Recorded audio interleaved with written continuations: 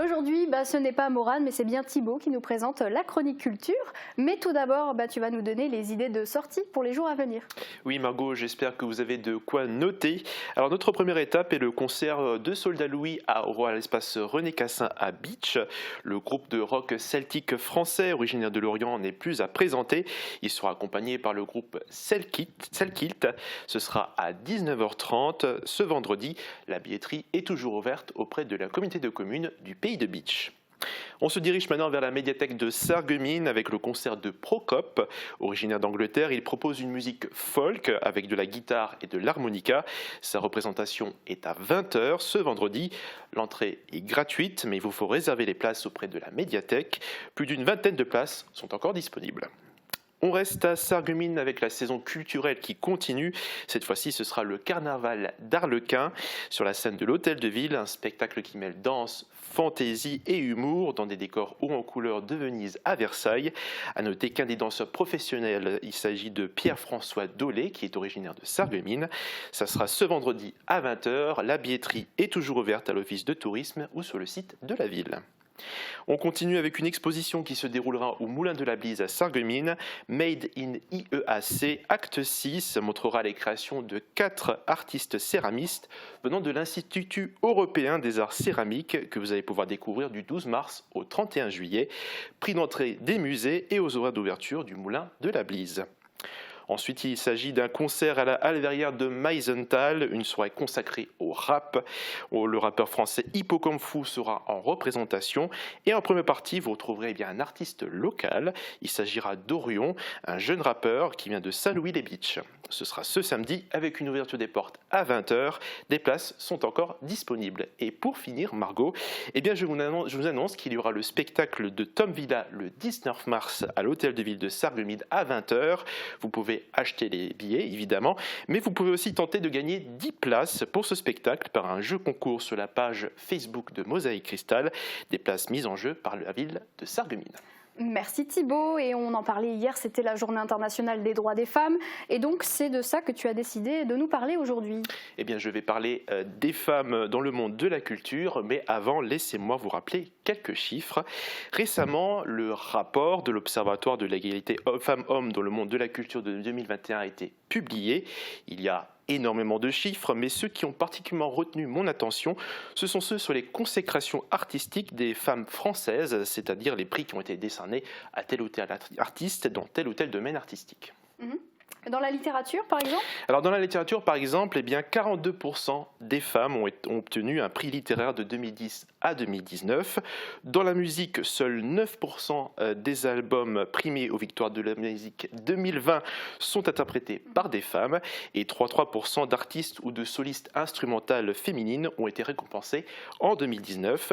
Au théâtre, cette fois-ci, 14% de autrices sont primées aux Molières de 2010 à 2019 et d'ailleurs aucune d'entre elles n'a été primée en 2020.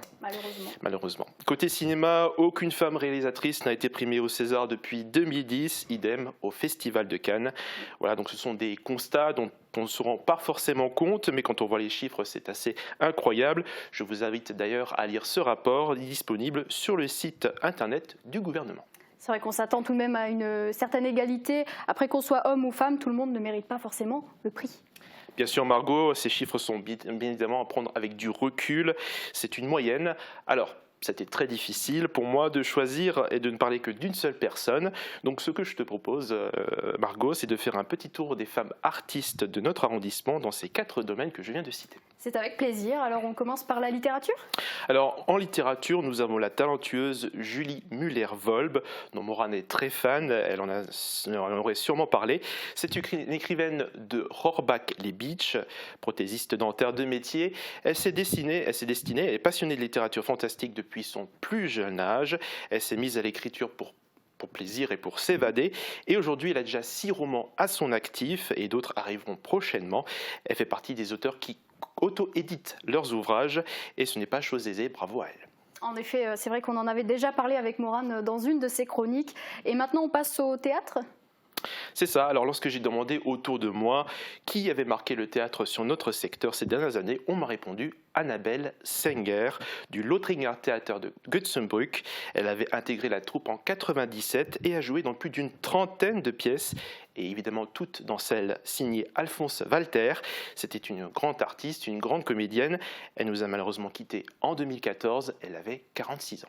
Effectivement, on se souvient d'elle également dans À mort la cata de Lucifer d'Alphonse Walter au Festival d'Avignon en 2010. Absolument, une femme aux multiples talents. Côté musique, cette fois-ci, eh bien, nous l'avons reçue sur notre plateau il y a quelques semaines. C'est la jeune Lisa Dan, étoile montante de la chanson française. Elle avait marqué le jury de la France un incroyable talent en 2020 et avait réussi à atteindre la finale. Elle a sorti son premier single, Maman est là, et qui a fait un carton. Et son premier album va sortir prochainement. La jeune chanteuse de 18 ans va d'ailleurs faire les premières parties de la tournée de Christophe Maé à partir de mars prochain. Et ce dimanche, dans l'émission Vivement Dimanche, eh bien, elle sera en compagnie de Michel Drucker. Un beau début de parcours pour elle. Effectivement, absolument. Et pour terminer, donc dans la catégorie cinéma, maintenant. Alors, quand on parle du cinéma, on est forcément obligé de mentionner Anya Gauer, jeune réalisatrice sarregueminoise. Son premier court-métrage, c'était Le Grand Saut, réalisé en 2019. Il y a quelques mois, elle présentait son dernier film en date au Cinéma Forum de Sarreguemines, qui s'intitule Comme des grands, co-réalisé par Julien Gauthier. Elle a fait son chemin dans le monde du cinéma et son travail a d'ailleurs été plusieurs fois récompensé dans les festivals. Voilà Margot. Alors je n'ai cité que 4 artistes dans 4 domaines artistiques différents, mais il y en a évidemment plein d'autres. Je n'ai malheureusement pas le temps de toutes les énumérer, mais sachez que nos artistes ont du talent et un jour, je l'espère pour elles, eh bien, elles contribueront au pourcentage de la part des femmes consacrées dans le monde de la culture dans les futurs rapports du gouvernement. C'est tout ce qu'on leur souhaite. En tout cas, merci Thibaut de les avoir mis en lumière aujourd'hui.